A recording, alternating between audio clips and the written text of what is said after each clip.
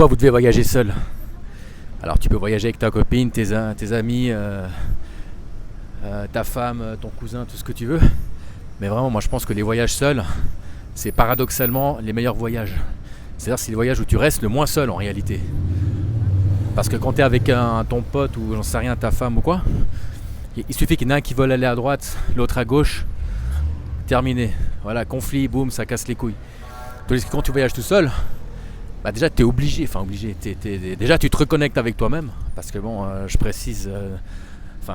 rappelle que la personne avec qui tu vas passer 80 piges, peut-être voire plus si affinité, et 24 heures sur 24, c'est toi-même. Hein.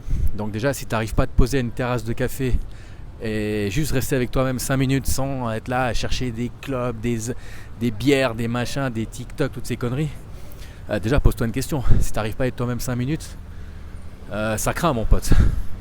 Donc les voyages seuls, les gens ont toujours peur de voyager seuls. C'est vrai, hein, tu vois, ils ont peur de la solitude, ou alors ils sont membres de groupes Facebook, là, tu sais, les mecs ils vont aller visiter Bali, puis ils vont être membres d'un groupe, tu sais, pour aller rencontrer leurs compatriotes français et tout ça. Mais je dis, putain, les mecs, tu te déplaces à l'autre bout du monde. Putain, mais c'est pas pour aller voir tes potes de la banlieue parisienne, quoi. Putain, j'ai jamais compris ce délire, en fait. Mais bon, c'est... Et voyager seul, comme j'ai dit, hein, ça permet de te reconnecter avec toi-même.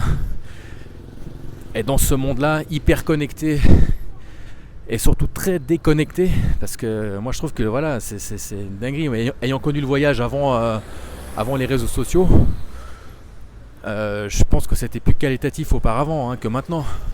Donc maintenant, tu vois, si tu as besoin de demander ton chemin, bah en fait, tu demandes à Google Maps, voire ChatGPT, mais tu commences à discuter avec des intelligences artificielles.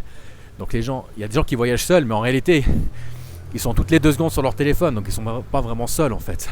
Essayez de voyager seul. Quand vous voyagez dans des grandes villes ou quoi, peu importe, laissez votre téléphone à l'hôtel, quoi. Putain, essayez essayez d'être en bonne relation avec vous-même, bordel.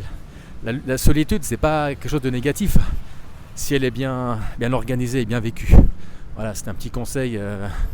Donc encore une fois, hein, c'est pas une vidéo qui est préparée, c'est juste comme ça sur le tard. Ici depuis les Balkans, là, depuis Tirana. Donc c'est bientôt mon dernier jour ici, voilà. Voilà, que si vous avez des questions, n'hésitez pas dans les commentaires. A plus, ciao.